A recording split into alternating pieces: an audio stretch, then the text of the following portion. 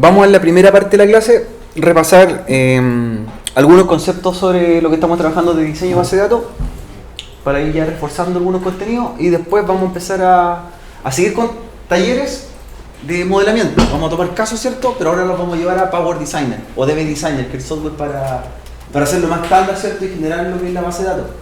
¿Ya? Diseñarla ya en el programa DB Designer, que les dije que lo descargaron, ¿cierto? Que es de descarga libre y que se puede instalar para hacer lo que es modelamiento. Ya en vez de hacerlo en la pizarra, lo hacemos más gráfico. Que permite también ese programa ya generar las claves, generar, ¿cierto?, la normalización, los campos, para que genere listo el código para llevar, en este caso para después transportarlo a Oracle o a MySQL, que ustedes quieran, con el que vamos a trabajar más adelante. Entonces, esta clase también yo se la envié, en la cual hablaba de los ya conceptos más profundos de base de datos. Con esto ya terminaríamos la parte teórica de diseño de base de datos. Nos dedicamos netamente a resolver problemáticas. Y luego pasamos a la unidad 3, que es la cual hay que programar consultas. Recordando un poco los conceptos de base de datos, ¿cierto? Dato para nosotros siempre va a ser un símbolo o un elemento que se registre. ¿Ya? ¿Qué tipo de dato puede ser? Numérico, alfanumérico, ¿cierto? Pero que tenga un valor, que tenga algo que se pueda registrar. ¿Ya? Eso también lo conversamos en la clase anterior. ¿Ya? El dato lleva la información, ¿cierto? El conjunto de datos que se almacena en una tabla nos permite tomar decisiones. ¿Ya? Adelante. Dato entonces no es lo mismo que información. Eso yo creo que les quedó claro la semana anterior, ¿cierto? La información es el dato procesado o el conjunto de datos en una tabla.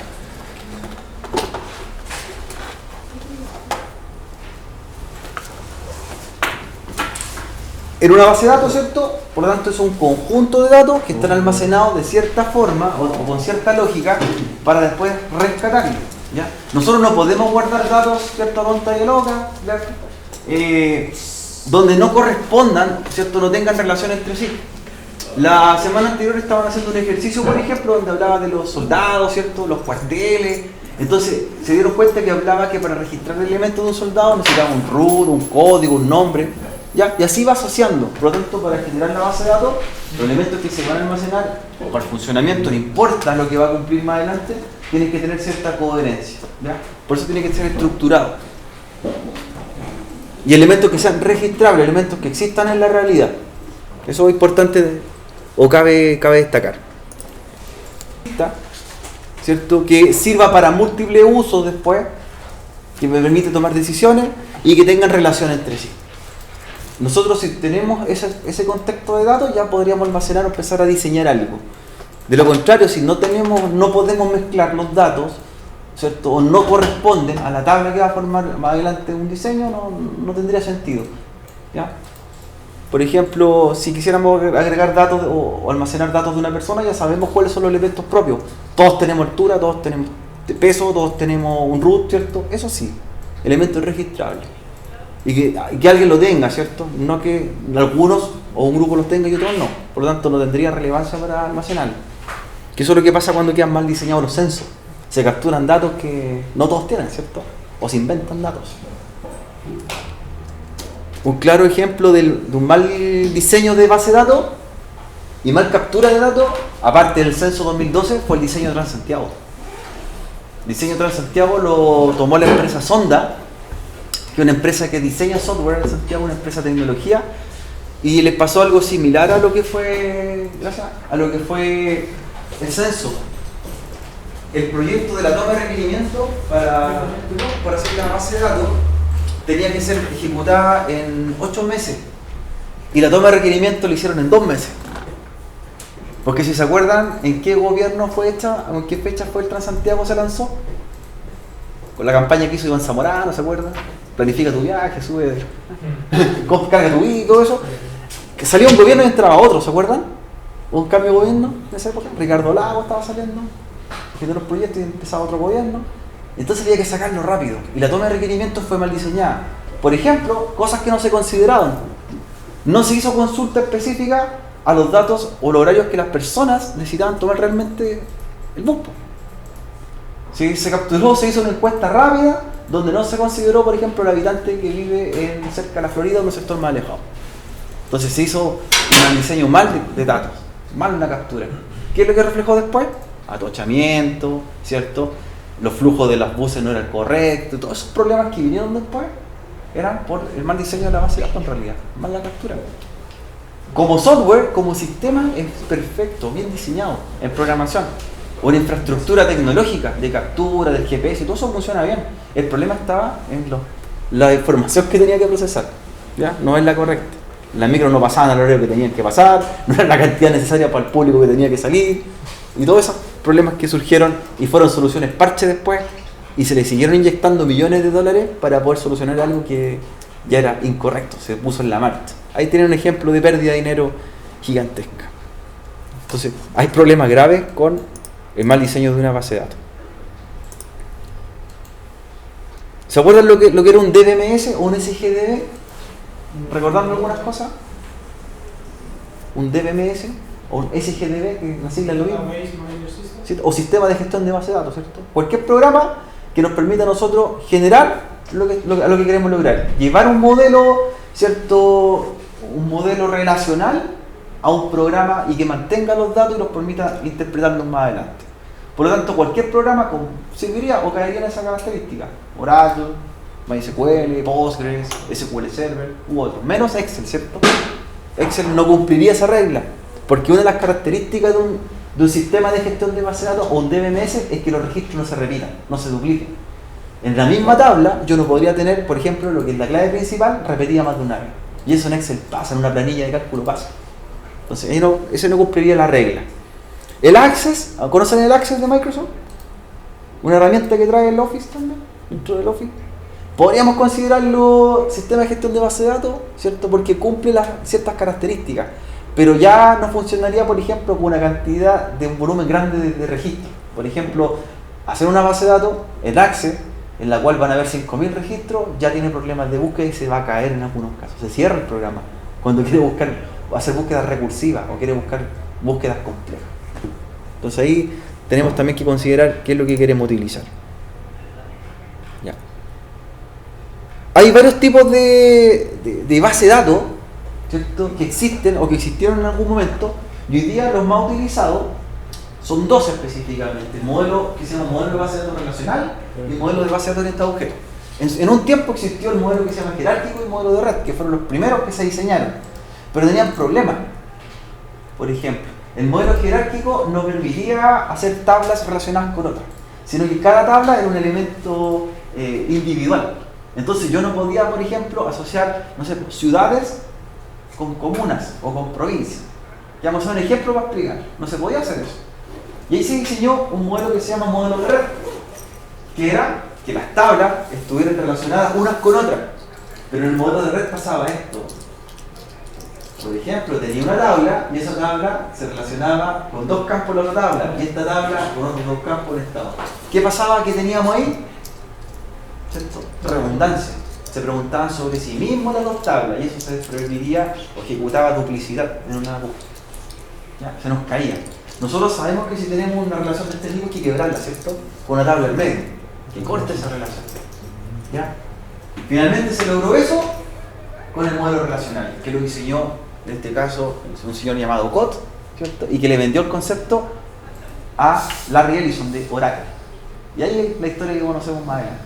Oracle fue la primera empresa que generó un motor de base de datos en el cual aplicar el concepto de base de datos relacional, de que existiesen tablas, las tablas tenían claves principales, las tablas eran columnas, se relacionaban unas con otras, y lo que nosotros estamos, o en cualquier libro de base de datos lo conocemos. De ahí nació todo.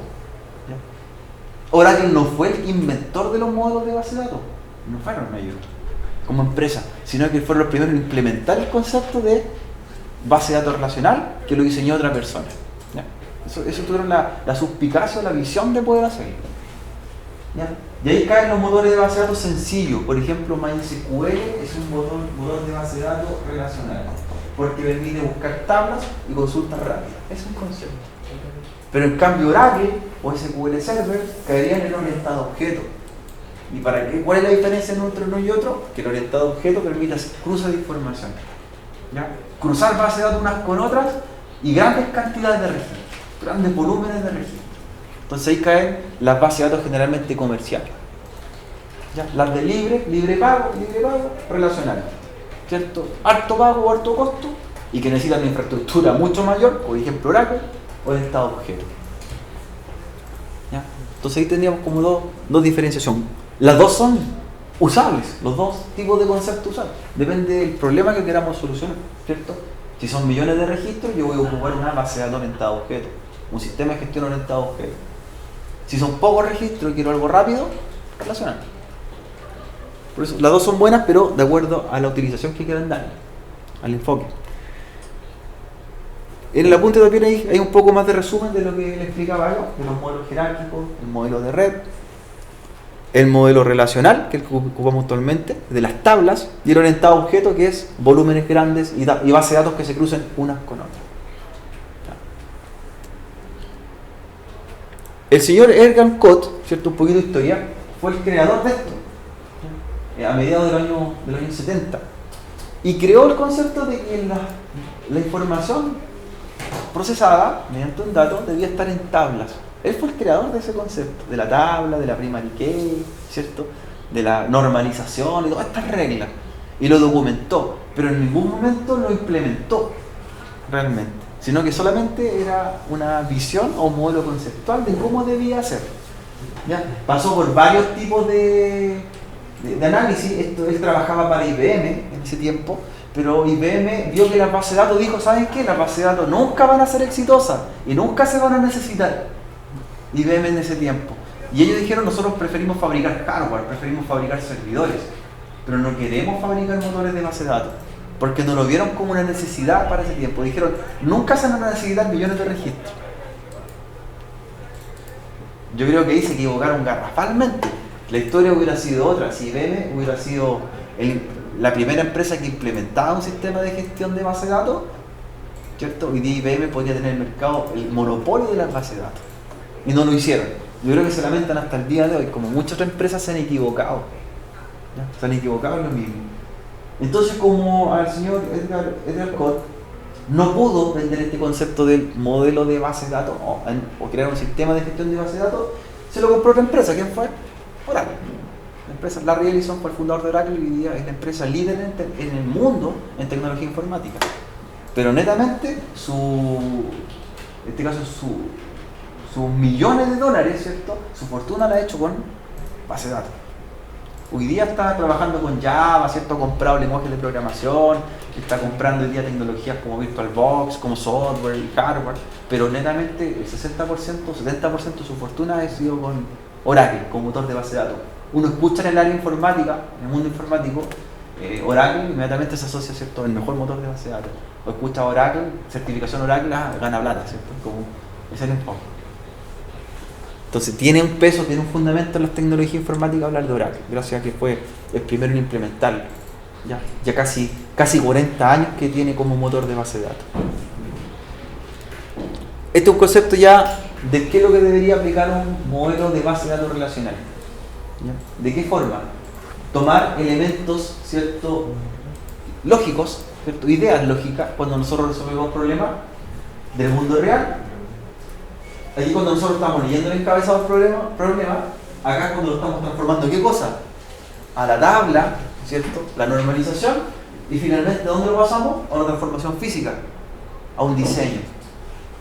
¿En qué momento, ¿cierto?, esto se transforma en una base de datos? Aquí no es base de datos cuando estamos resolviendo un problema, tampoco cuando lo estamos diseñando, lo estamos haciendo como diagrama.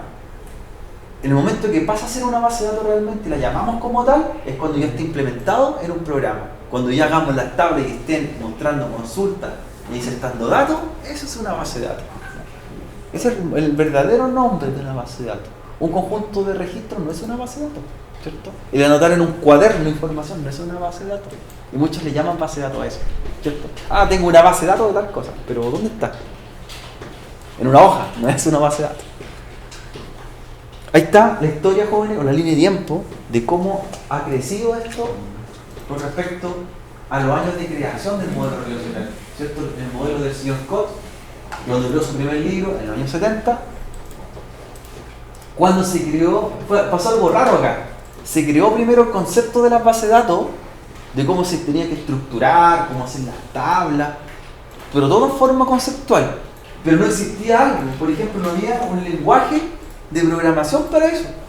no había un lenguaje. SQL se inventó, se desarrolló casi 5 a 7 años después de que se creó el concepto de base de datos relacional. Fue demasiado tardío, nos fue de la mano.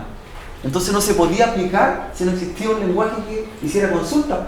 O sea, se entendía todo en forma lógica de cómo funcionaría una base de datos, pero nunca se podía aplicar hasta que se desarrolló el lenguaje. SQL es el lenguaje o lenguaje de consulta estructurada, es el que se utiliza en cualquier motor de base de datos, ¿cierto? En forma estándar para poder hacer consultas. Hasta el día de hoy. ¿En qué varía el lenguaje SQL de un motor de base de datos u otro? En pequeñas referencias o pequeños comandos, ¿cierto? Que uno y el otro no lo tienen. Pero el 90% del lenguaje es el mismo para trabajarlo en cualquier motor de base de datos. Por lo tanto, usted no aprenda, por ejemplo, quiero aprender SQL de Oracle. Diga, quiero aprender SQL nativo, se llama SQL nativo. Si yo aprendo SQL nativo, me podría migrar a SQL Server, podría migrar a Postgres, a MySQL, a cualquier gestor después. Lo importante es saber cómo funciona el lenguaje. ¿Ya? Por ejemplo, ¿cuál es el lenguaje de programación padre de todos? De todos los lenguajes de programación. Sí. Si uno sabe programar en C, después migra a JavaScript, migra a .NET, migra a C#, a C++, no importa, pero ya tiene la base. Acá es lo mismo.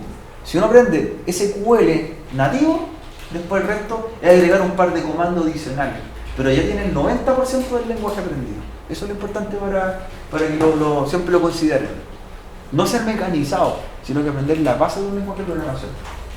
Miren, recién en el año 79 se lanzó la primera versión de Oracle. La primera versión. Después de varios años que se creó el modelo relacional.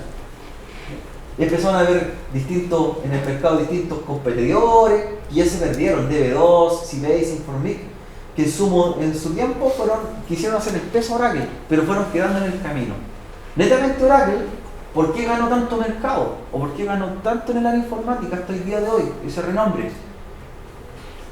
Porque tomó el concepto y fue el primero en aplicarlo, en realidad. ¿Ya? En la lucha de los software informáticos, es el que primero lo ejecuta, el primero que gana. Por ejemplo, Google tuvo una red social, ¿cierto? ¿Cómo se llama la red social de Google? Google Plus o Google Más, ¿cierto? ¿Quién la usa? ¿Quién la usó alguna vez? ¿Podríamos justificar que es mala como desarrollo de software? ¿Es mala o no? Es mejor que Facebook en programación. ¿Pero qué pasó? Fue lanzada tardíamente. Esas son las cosas que pasan. Oracle ganó en la competencia no por ser el mejor, ganó por ser el que primero nació con el modelo relacional, el que primero implementó en realidad. ¿Ya? Y así con el tiempo fueron apareciendo ahora versiones o estandarizaciones de SQL. SQL versión 1, SQL versión 2 como lenguaje. Que siga con el tiempo iba, ¿cierto?, actualizándose. ¿Ya? Así como hay versiones, por ejemplo, de lenguajes de programación, PHP 4, PHP 5, PHP 6. En el área de networking hay protocolos de enrutamiento que han ido cambiando, RIP versión 1, RIP versión 2. Técnicamente es la base, pero siempre con pequeñas modificaciones.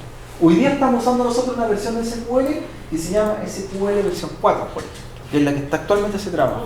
Pero ¿en qué se diferencia del SQL de los años 70? Es casi igual. ¿Ya? Es casi igual.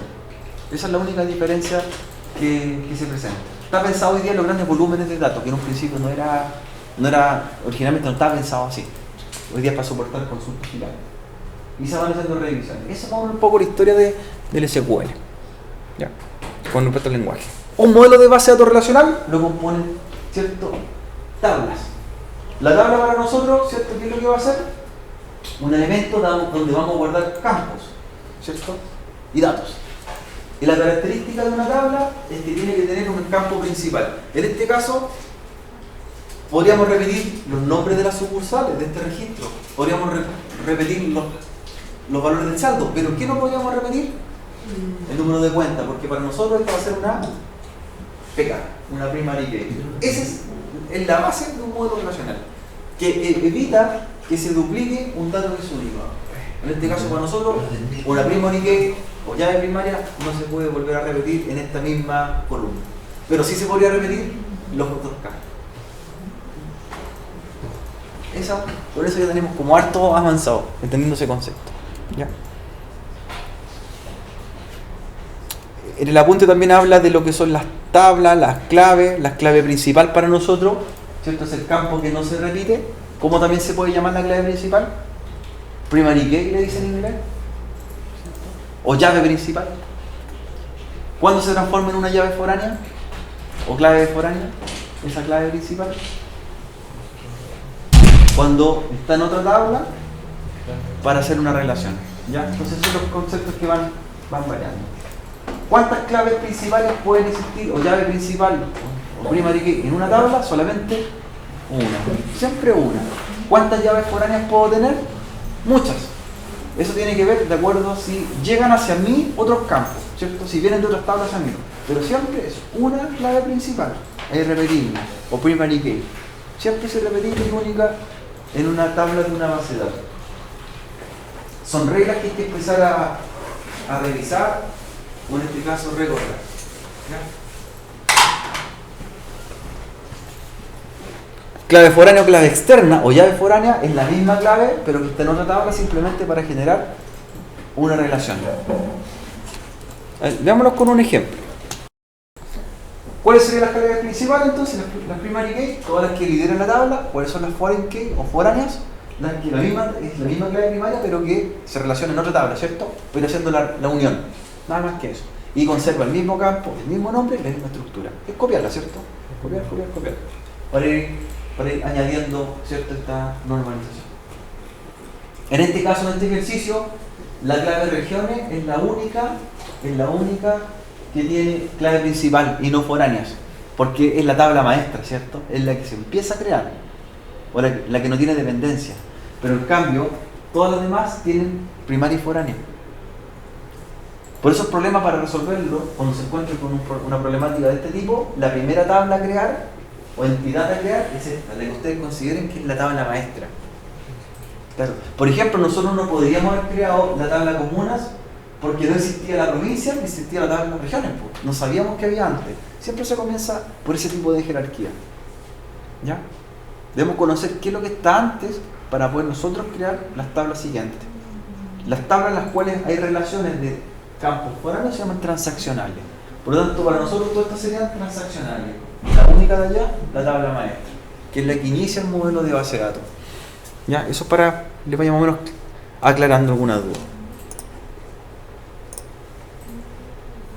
Y ahí también explica el capítulo, ¿cierto?, algunas características que nosotros debemos considerar. La esencia también de esto es que la clave principal o campo clave o primary key, su valor, ¿cierto?, es distinto para cada registro. No debe haber duplicidad. Esa es la norma para nosotros. El procedimiento para nosotros de empezar a estructurar esta futura base de datos, empezar a dar nombre, a organizarlo, se llama normalización, ¿cierto? Lo que estamos haciendo. Esto es normalización y es lo que más cuesta en un principio. Como en el taller que estaban haciendo la semana anterior. Porque aquí nosotros empezamos a crear algo que a futuro se va a ver de esta forma. Normalizar es el concepto, o según su apreciación del señor Cott, dice que normalizar es la forma con que nosotros debemos empezar a estructurar una futura base de datos en un modelo relacional. Y la normalización tiene niveles, ¿cierto? Desde un nivel 1 hasta un nivel 7. Siendo que nosotros ocupamos hasta un nivel que se llama normalización de la forma normal número 3. ¿Ya? Hasta darle el nombre al campo, hasta ahí es normalización. Los otros ya son muy específicos, tienen muy poca variación. Con la tercera forma normal nosotros sí podríamos crear una base de datos hasta ahí. Abajo esa mirada, que existe la tabla, los claves primarias y foráneas, las estructuras de campo y los largos, y los nombres. Esa es una tercera forma normal. Ahí están las reglas que nosotros debemos conocer, las reglas de se llama en este caso la cardinalidad. Cuando yo veo que una tabla, digo, la tabla región tiene muchas provincias, estoy diciendo, por ejemplo, que es una relación de 1 a varios. ¿Ya? O cuando digo, esta tabla se relaciona solamente con un campo de la otra, es 1 a 1. Pueden existir las relaciones 1 a 1, 1 a varios, pero la que nunca debe existir es esta. Esa no puede pasar esa tabla. Cuando nosotros estemos diseñando no podemos encontrar ese problema. No podemos encontrarlo. Si no encontramos con esa apreciación, inmediatamente debemos eliminarlo. Una relación vario-vario es cuando una tabla tiene varias claves, ¿cierto?, que se repiten en la otra tabla. Ya se pierde el concepto modelo relacional. ¿Y qué se ve en la realidad con esto? Que nuestro motor de base de datos produce también un loop de búsqueda. Sigue buscando el mismo campo, el mismo campo, el mismo campo, el mismo campo y nunca me entrega un resultado. ¿Ya? Esa sería una forma de que sucediese. Por ejemplo, ¿cómo nosotros podríamos mostrar un ejemplo de una tabla vario-vario? Por ejemplo, me quiero saber los profesores, ¿cierto?, ¿a qué curso le hacen clases? Un profesor ¿a qué curso le hace clases? Por ejemplo, genero una tabla de profesores, ¿cierto?, que el primer problema a resolver, el profesor lo va a identificar con un root y un nombre, algo sencillo. Root, pronombre. Y declara una clave principal. Y más que curso, las asignaturas.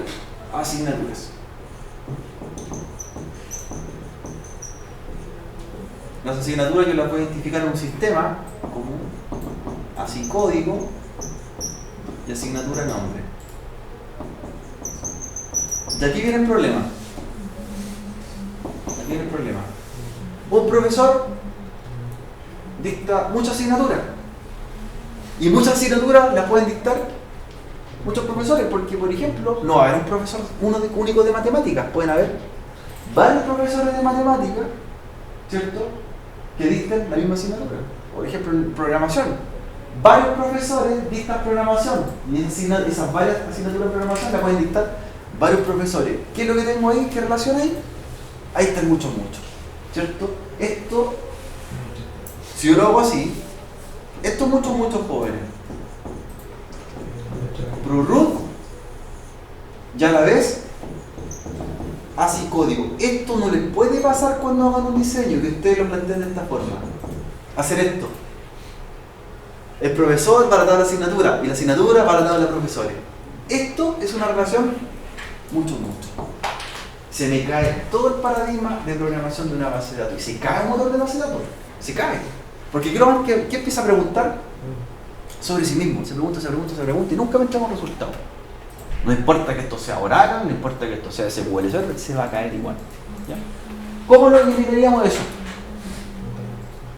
Ahí cuando yo me vea este problema, cuando me aparezca en un diseño, yo debo hacer una tabla que quiebre esa relación. ¿Ya? De ahí podríamos crear una tabla, esta la inventamos nosotros. ¿Y cuál es su objetivo? ¿Cierto? Quebrar esta relación mucho con una tabla que se llama tabla intermedia. ¿Ya? Que genera una tabla que permita guardar, ¿cierto?, o quebrar en mucho y que se corte esa relación en ella. ¿Cómo nosotros podríamos llevar un registro de los profesores? Muchos profesores que dictan muchas asignaturas y muchas asignaturas son, ¿cierto?, dictadas por muchos profesores. ¿Cómo le podríamos poner esa tabla? Por ejemplo, carga de asignatura, por dar un nombre. Carga horaria, que generalmente aquí se llama para la carga de cuántas asignaturas puede dictar un profesor. Y esto funciona porque más de un profesor puede dictar la misma asignatura y el mismo profesor puede dictar la asignatura en varias secciones. Código, y simplemente se hace esto cuando encuentren el problema. La clave que es principal acá se lleva a foránea acá, y la que es principal acá a foránea acá. Por lo tanto, de esta forma quebramos la relación. En vez de que fueran directamente conectadas, esto pasan a ser esto, ¿cierto? Este esquema. El que era muchos a muchos se quiebra aquí. Y eso me permitiría a mí, ¿cierto?, generar un código de carga horaria, un profesor y una asignatura. Y esa misma asignatura la podría tomar otro profesor después. Y se podría repetir. Varios profesores pueden tomar varias asignaturas. Esa es la forma de eliminarlo. Ojalá que nunca les pase ese problema.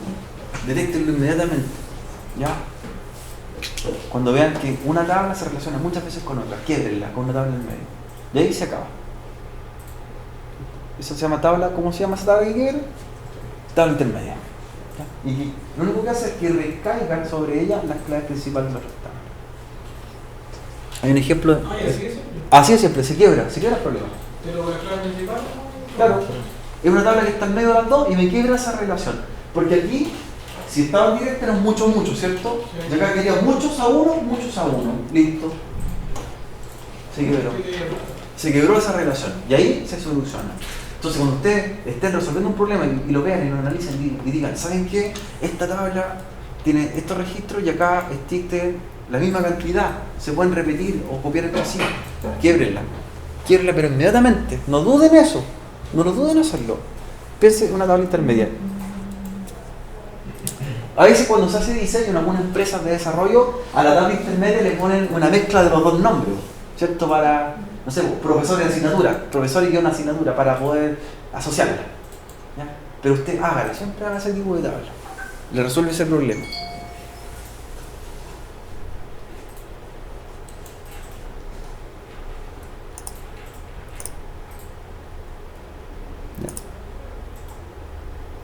Bueno, también aparece, ¿cierto? Nombran los tipos de relaciones que pudiesen existir para nosotros.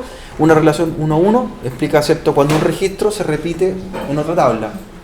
¿Ya? El 1 muchos, cuando un registro lo puede tener en varias tablas o puede estar en varios campos. ¿Ya? Pero ¿cuál es que no debe existir? El último, el varios a varios o muchos a muchos. ¿Ya? Eso hay que quebrarlo inmediatamente. Esos son los tipos de combinaciones que pudiésemos tener nosotros. Son 4 combinaciones en realidad. No se puso ahí el mucho a uno porque, o varios a uno porque hay que verlo del otro lado, ¿cierto? Uno a varios o varios a uno. Pero nunca el muchos a muchos. Cualquiera de las anteriores pueden ejecutarse. Ahí tenemos tipos de ejemplos de relaciones. Es la norma que evita que yo pueda limitar un campo cuando está siendo utilizado. ¿Ya? Por ejemplo,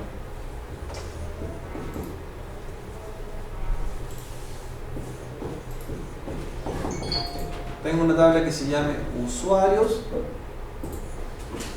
Son los usuarios de cualquier sistema, donde tengo el uso root, uso nombre. Es para un registro de algo. Por ejemplo, el mismo registro que vamos a hacer de la salida de red. Regístrese todo con su root, regístrese todo con su nombre, etc.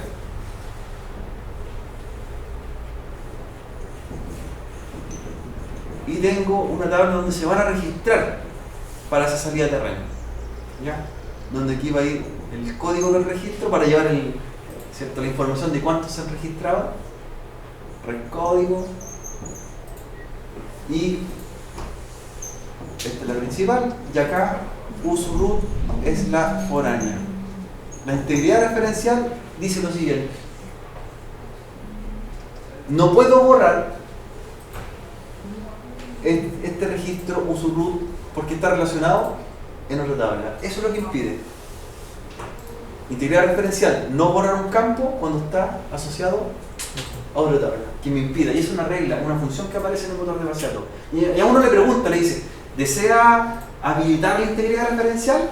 Cuando la tengan esa opción, digan que sí, para que se ejecute la regla. De esa forma, yo no podría eliminar, por ejemplo, este usuario porque está siendo ocupado en otro lado. Lo que le explicaba yo, la tabla de registro civil no se puede borrar, ¿cierto?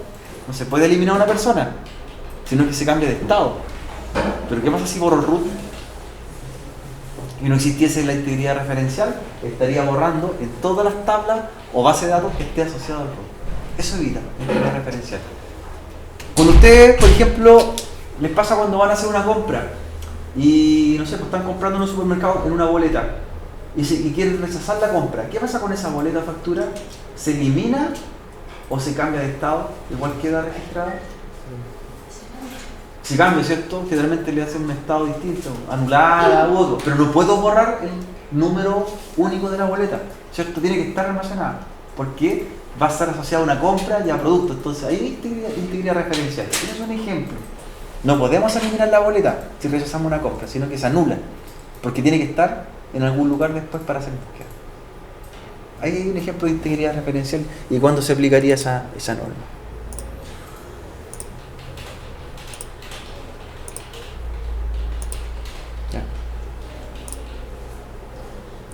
¿Cómo transformamos nosotros un modelo relacional? Entonces siempre un elemento que existe en un elemento intangible, ¿cierto? Una idea llevada luego a un software.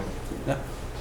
Y hacer un modelo relacional es hacer esto, empezar a mentalizarnos y ver todas las probabilidades que pueda tener ese diseño y cómo nos quedaría más adelante. ¿Ya? Esos son los pasos de realizar un modelo que se llama modelo de entidad-relación o un modelo relacional. Modelo de entidad-relación para nosotros, un MER, ¿cierto? Es cuando estamos haciendo el diseño. Eso es un modelo de entidad-relación.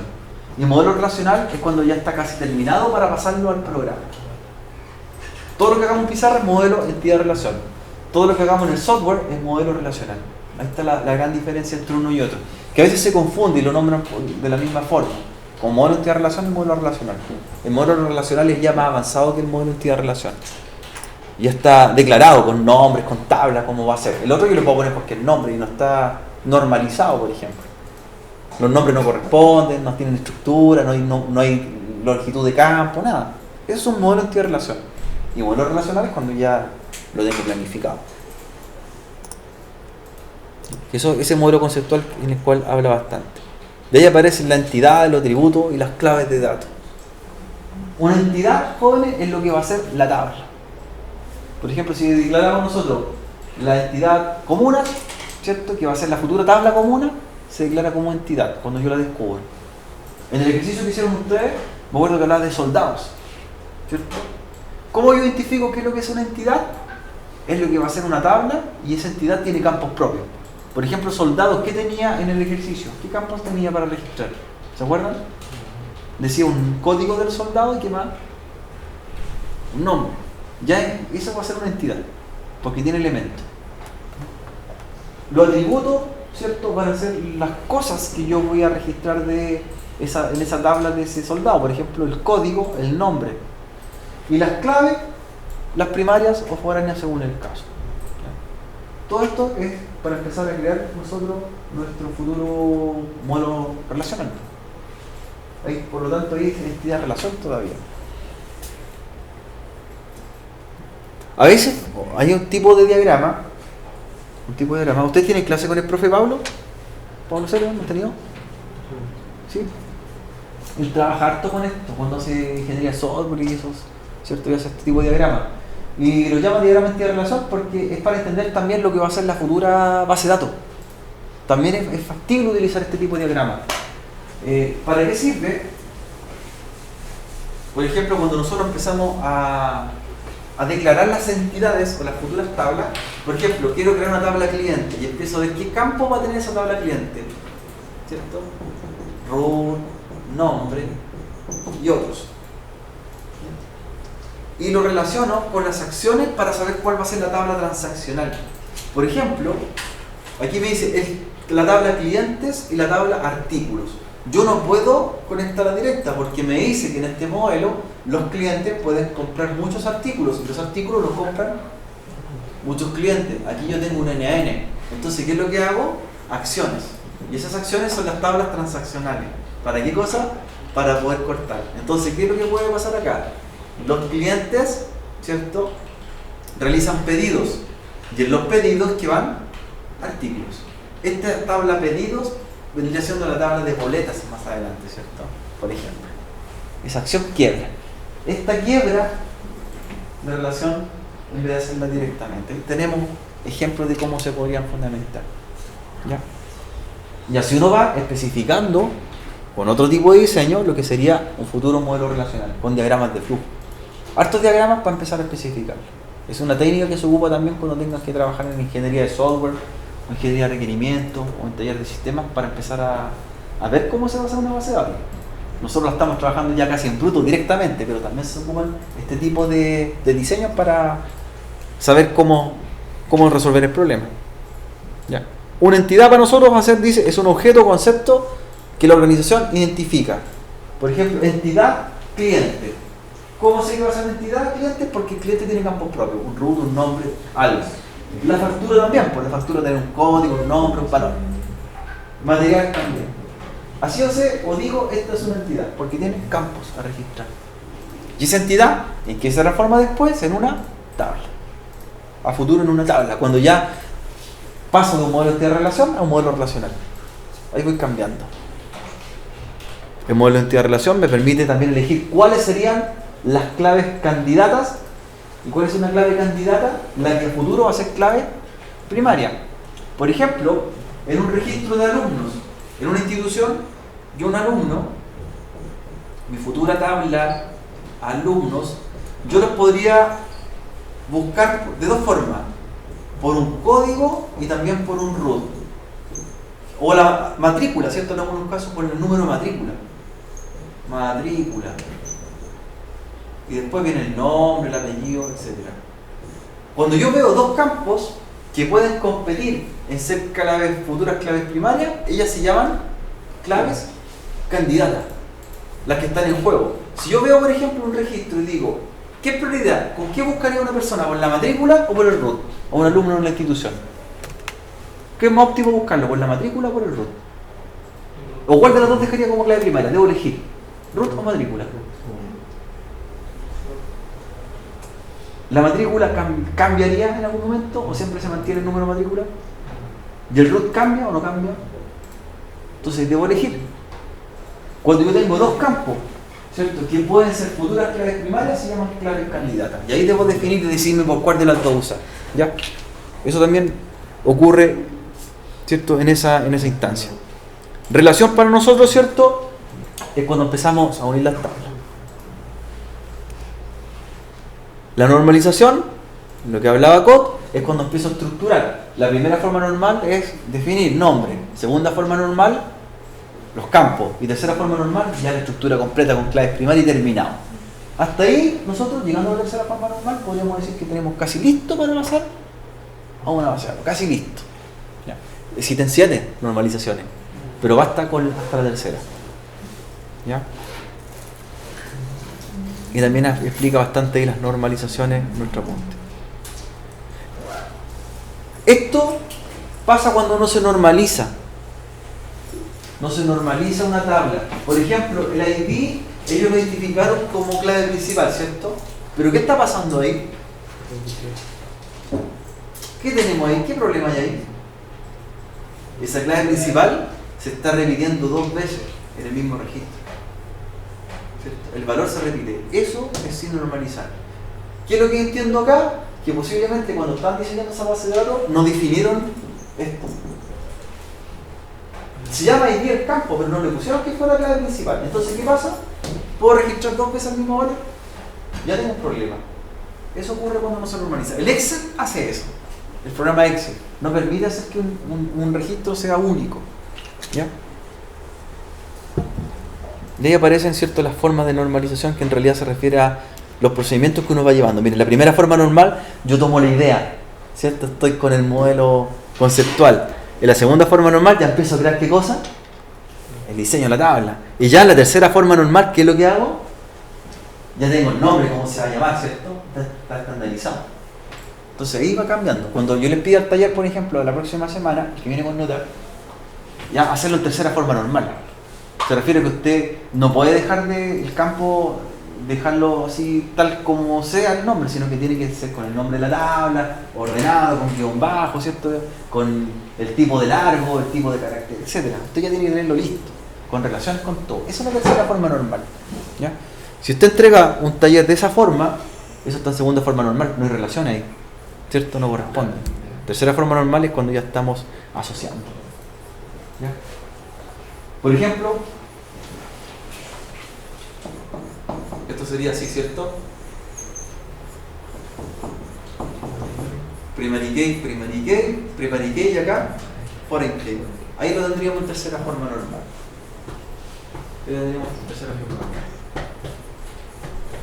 Entonces, ya sabemos uno cómo entregar el taller. Ahí falta especificar un poco la nomenclatura de nombres, ¿cierto?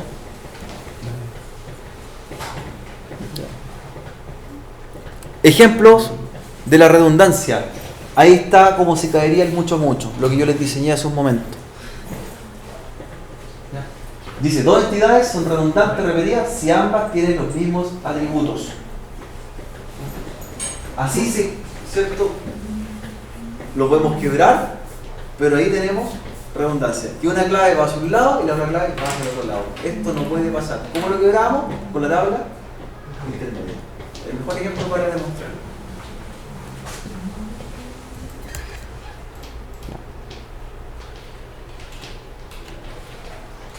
Y luego, para terminar lo que es el capítulo, ya empieza a definir este apunte de cómo se llama cada elemento. Tablas, relaciones, campos, cardinalidad y esos conceptos que hemos nombrado nosotros en esta primera hora, que es lo que forman a futuro el modelo relacional para llevarlo a base de datos. Hay que identificarlo, ya, empezar a normalizar. Incluso hay los nombres de cómo se especifican en cada uno de ellos. La terminología de nuestro ejercicio.